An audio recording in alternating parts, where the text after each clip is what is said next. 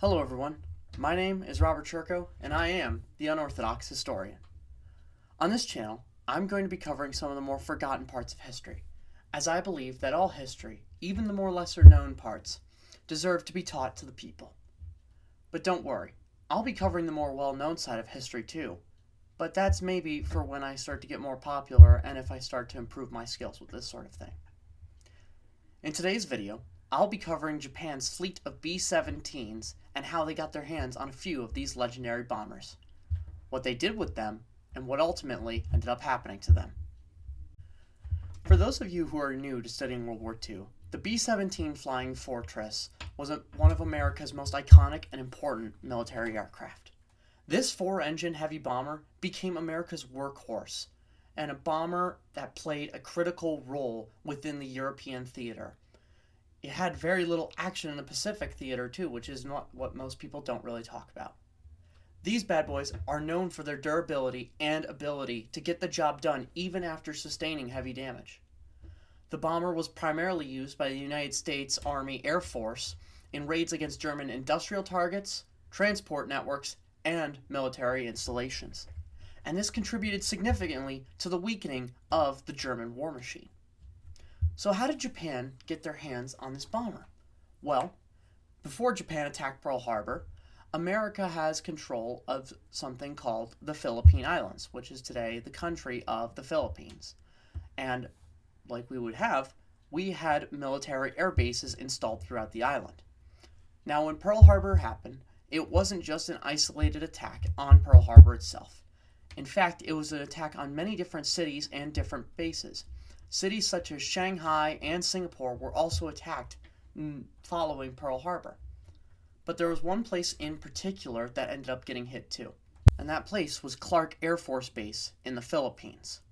Now, the Japanese ended up doing a bombing raid over Clark Air Force Base, destroying any and all aircraft that were stationed there. When the Japanese began landing ground troops and they finally made their way to Clark Air Force Base, they found that, again, everything had been destroyed. But a team of Japanese engineers from the IJAAS, also known as the Army Aviation Technical Research Institute, discovered multiple B-17 wrecks at Clark Field. They started salvaging parts from the various wrecks, and they began making efforts in order to piece them together. Soon enough, engineers were able to piece together a working B-17D model, which had been flown all the way back to the Japanese home islands in 1942 for evaluation. However, this wasn't the only B-17 that ended up falling into Japanese hands.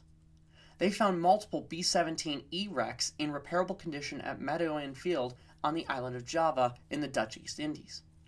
Eager to get their hands on a working aircraft, Japanese engineers used piles of spare parts and captured Allied mechanics in order to rebuild the B-17s. And in early 1943, two rebuilt B-17E models took to the air. Flying out of Singapore, the aircraft flew from the home islands, escorted by a fighter squadron, and they had to make sure to alert the AA gunners along the path that this wasn't an American bombing crew, it was just them.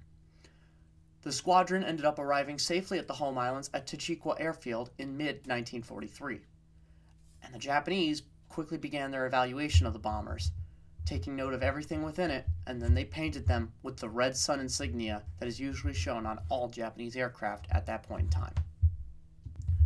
So what did the Japanese do with their now three B-17s? Well, the B-17s were studied, and the Japanese would end up improving some of their own technology based off of old B-17 parts. They ended up improving stuff like their bombardier scopes, the scopes that the bombardiers would look through in order to drop bombs. They ended up improving parts off of the B-17. However, after the evaluation was done, they were just mainly used for Japanese war films. They were used for pilot films, they were used for intercept missions, just so that way Japanese pilots could be prepared and trained for what would be to come. They would end up never seeing action against their own home country, however. Now, how did America find out about the bombers? Well, dear viewer, there's this little thing called aerial reconnaissance. You know how you might have that neighbor throughout your neighborhood who has a drone and he puts it up in the air looking into the neighbor's backyards just so if he could find something different? Yeah, well, that's essentially what aerial reconnaissance was for us, except we used our own bigger and larger aircraft. Now, during one of the aircraft spy missions, they ended up taking pictures of the Tachikwa airfield, finding something that looked closely to a bomber. They measured it and they assumed it would be about 104 meters in wingspan. And so they ended up taking this, assuming that it was a whole new Japanese bomber, and then they gave it the nickname Tachikwa 104, based off the place they found it and its wingspan. So what happened to the B-17s? Well, they were never seen again. All three B-17 bombers were destroyed in one way or another. The Japanese managed to destroy all the files pertaining to the B-17s before the Americans could find them. So I'm sorry if you were hoping for a happy ending for the bombers. And with that, I end my first ever video. Please, if you enjoyed the video, why not hit like and subscribe? And while you're at it, hit the bell icon too if you want to see more videos like this. Thanks for watching, and in case I don't see you, good afternoon, good evening, and good night.